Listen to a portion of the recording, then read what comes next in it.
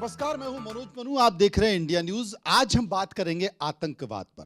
वैसे तो आतंकवाद की ना कोई विचारधारा होती है, ना आतंकवाद का कोई देश होता है, ना आतंकवाद की कोई जगह होती है, लेकिन आजकल आतंकवाद को लेकर चर्चा हो रही है, जोरदार चर्चा हो रही है।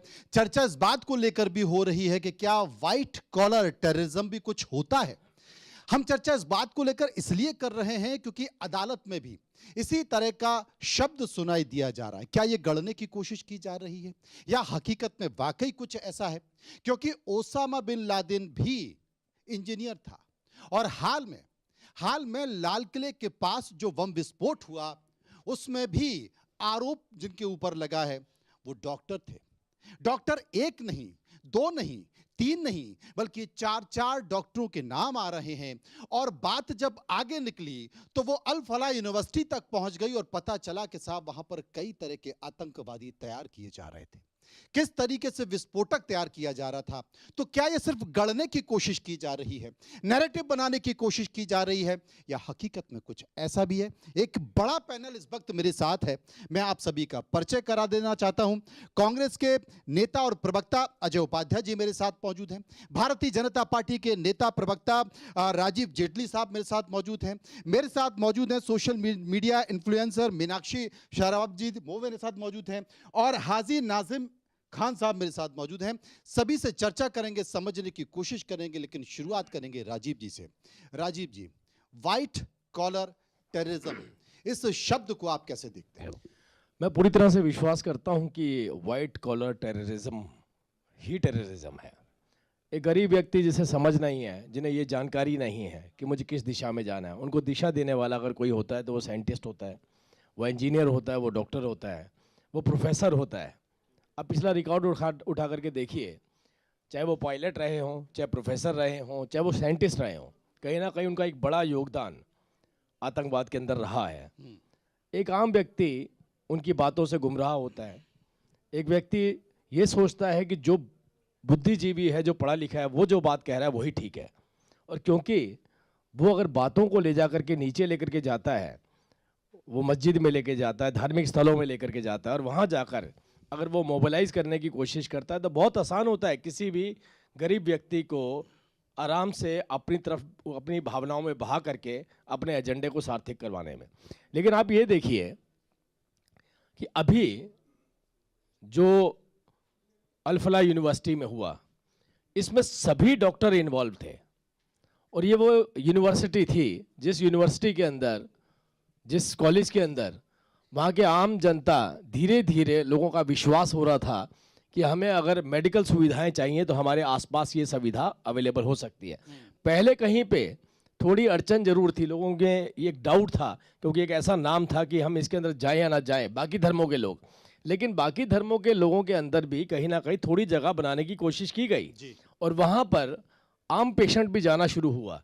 लेकिन जैसे जैसे ये इन्वेस्टिगेशन हुई, जो अब आपके सामने पब्लिक डोमेन में आ गई है, उसके बाद ये पता चला कि हम अगर विश्वास कर भी लेते हैं तो आप सोचिए हम कैसे इनके ऊपर विश्वास करेंगे। अब ये बात 1, 2, 3, 4 डॉक्टर की नहीं है, अब ये बात पूरे समाज की हो गई है, हर मेडिकल प्रोफेशनल की हो गई है।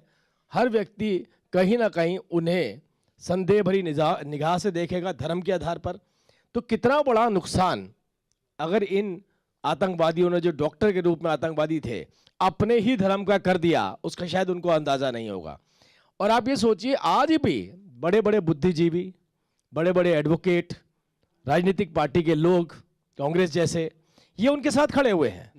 तो आप ये सोचिए, ये उनके साथ खड़े हैं या आतंकवाद के साथ खड़े हैं? मैंने इसीलिए पहले बोला कि गरीब व्यक्ति जिसको आसानी से गुमराह किया जा सकता है, जिसको आतंकवादी बनाने के लिए जो मुहिम छेड़ी है उसमें कामयाब करवाया जा सकता है, तो आप सोचिए अगर उसके साथ राजनीतिक पार्टियां भी खड़ी हैं, उनके साथ बड़े बड़े बुद्धिजीवी और एडवोकेट भी खड़े हैं, तो क्या वो भी आतंकवाद के अंदर संलिप्त तो नहीं है? ये क्या वो बड़ी भी तो बात- आतंकवादी नहीं है? ये बड़ी बात राजीव जी ने कही है। अमूमन इस बात का जिक्र किया जाता है कि साहब जो इस दुनिया में अगर सबसे बड़ी चीज अगर कोई है तो वो भूख है, और भूख के लिए, रोटी के लिए, पैसे के लिए, अपने परिवार के लिए लोग इस तरह का रास्ता इख्तियार कर लेते हैं, अपना लेते हैं।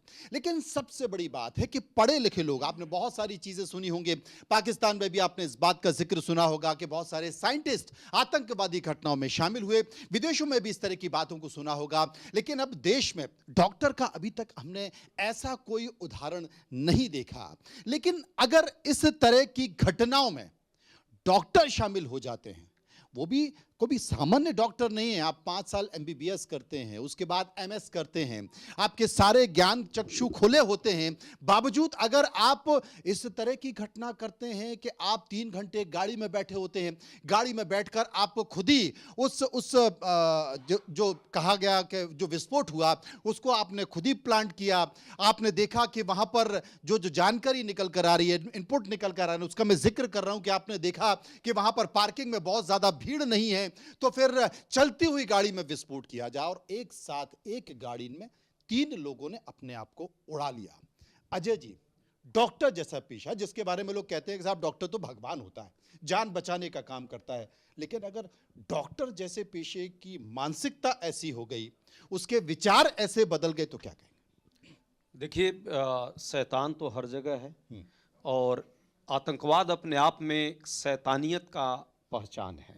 जिस तरह से आतंकवादियों की गतिविधियां रही हैं, मुझे लगता है कि इसमें white colour, green colour, red colour, ऊपर नीचे आगे पीछे सोचने की जरूरत नहीं। आतंकवादी तो आतंकवादी हैं, उनकी मानसिकता ही ऐसी है। उनके पीछे अपने ही धर्म का उन्होंने हानि पहुंचा दिया, या डॉक्टर समाज में उन्होंने जो प्रश्न चिन्ह लगा दिया, अरे वो आतंकवादी हैं, वो किसी के नहीं हैं, ना वो अपने जाति के हैं, ना अपने धर्म के हैं, ना अपने जो उनके प्रोफेशन है उसके हैं। वो एक मानसिकता, जो विकृत मानसिकता है, जो स्टेट के सोवरेंटी पर प्रश्न लगाने का काम, और कहीं ना कहीं उनके अपने जो निहितार्थ हैं उन निहितार्थ को पूरा करने का काम उनका है। टेरर फैलाना ही उनका उद्देश्य है, और उसी के लिए वो वेश बदल सकते हैं, स्वरूप बदल लेते हैं, कभी धर्म के आवरण में आ जाते हैं, कभी डॉक्टर और इंजीनियर के आवरण में आ जाते हैं, पर हैं वो बेसिकली विकृत मानसिकता के आज के हिसाब से मैं कहूं तो रावण है। अब हमारे साथी प्रवक्ता ने कहा भाजपा कांग्रेस, भाई ये भाजपा कांग्रेस की समस्या नहीं है। आतंकवाद न कोई धर्म है, आतंकवाद के प्रति सभी लोग एक ही रवैया अपनाते हैं। सभी पार्टियां, देश का एक एक नागरिक वही बात रखता है कि आतंकवाद का समूल नष्ट होना चाहिए, हर रूप में नष्ट होना चाहिए। यदि वो मानसिक तौर पे विकृति फैला रहा है उसका भी, यदि वो अस्त्र शस्त्र के माध्यम से समाज में किसी भी तरह का इस तरह की हिंसाएं फैला रहा है उसका भी, राज्य पर कोई थ्रेट परसेप्शन क्रिएट कर रहा है उसका भी, वित्त पोषण को लेकर के भी। अब बात जरूर आती है, वो कहावत है कि भाई नाचे ना आवे आंगन टेढ़ा। ये काम स्टेट के एजेंसियों का है, जो भी सरकार रहे। मैं कांग्रेस की सरकार थी, यदि उस समय भी कोई गलती हुई है तो उसके लिए उस समय का विपक्ष सरेआम, जब आतंकवादी घटना हो रही थी नेशन पर, वहीं पे प्रेस कॉन्फ्रेंस करने वाले लोग थे।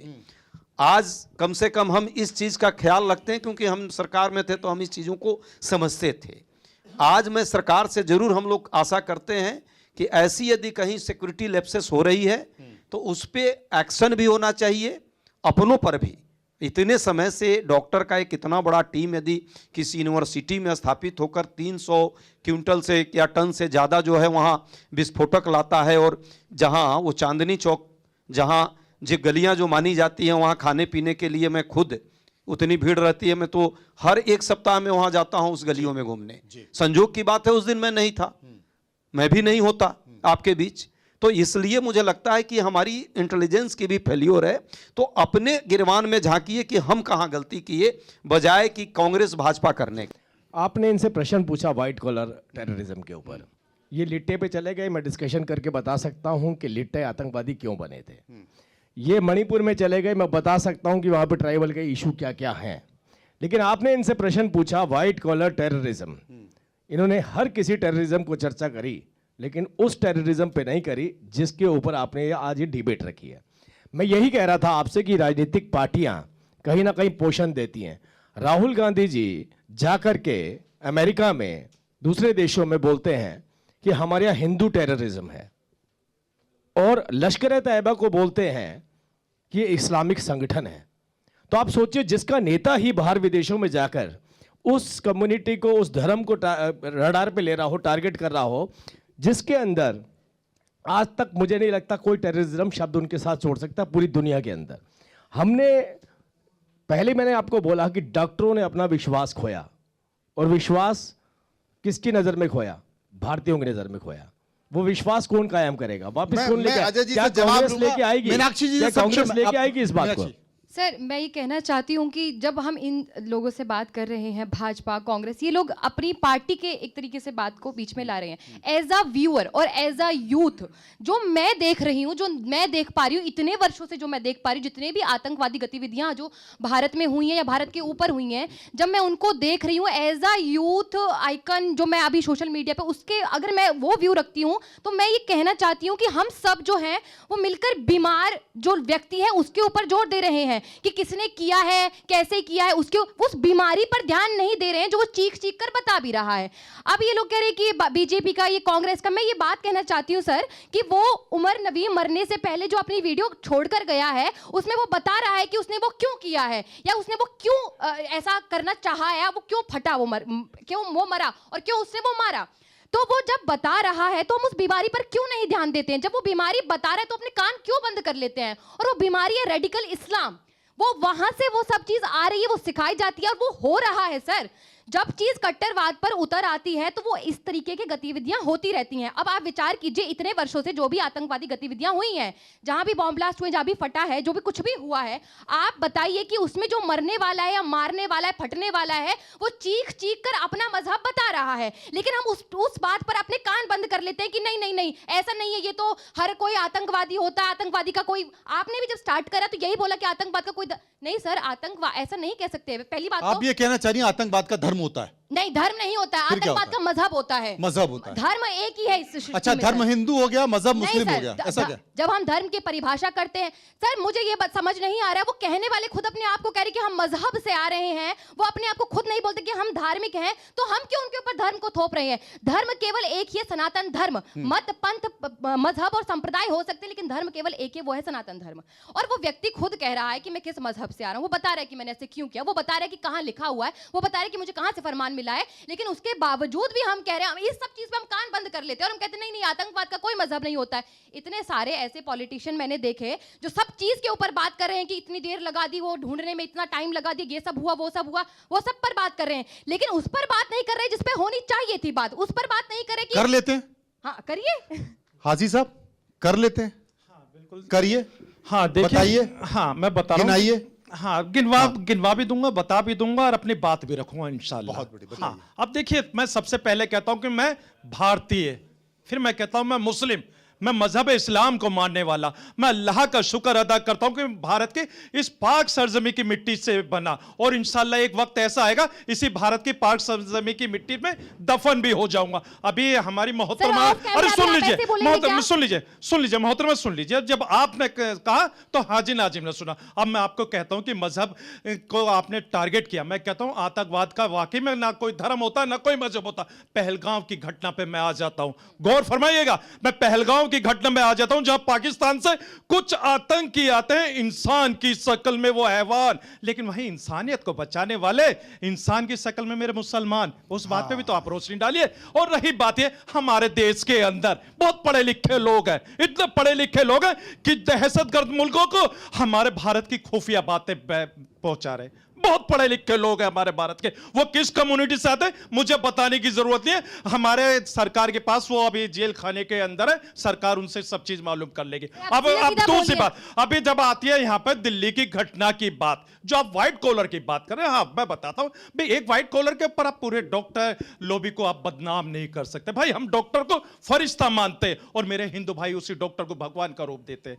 क्यों देते हैं? क्योंकि अल्लाह ने उसी हिंदू भाई क्यों बोला कि हिंदू भाई हमारे डॉक्टर डॉक्टर को भगवान का ओहदा देते हैं, हिंदू देखिए- क्यों बोला आपने यहाँ? हाँ देखिए, अब फिर मैं आपसे कह दूंगा कि हिंदू वाकई में क्या हिंदू है? क्या सिंधी घाटी से लिया हुआ 8वीं शताब्दी का ये शब्द क्या आज भी आप भारत के अंदर करेंगे? लेकिन मैं उस बात पे बहुत नहीं आगे जाके- निकल गए। मैं उस बात पे नहीं जाके सिर्फ और सिर्फ इसी बात पे कहूंगा कि आप भाई कब तक मुसलमानों के ऊपर राजनीति करेंगे? कब तक मुसलमानों को आप बदनाम राजनीति करेंगे? कर ही कौन रहा? अब मैं- सुन लीजिए, मैं अरे इनको थोड़ी चुनाव लड़ना है कोई। अब सुन मैं थोड़ी लीजिए, चुनाव लड़- मैं ना किसी पार्टी से आ रही हूँ हाँ, सर, नहीं, मुझे सुन कोई तो चुनाव लीजिए। नहीं लड़ना। अब मैं अपना एक शेर भी कहता हूँ जी, जो अब अच्छा, आपने कहा बताइए। कि चलती बंदूक के दहाने पे हैं, हमको मालूम है हम निशाने पे हैं।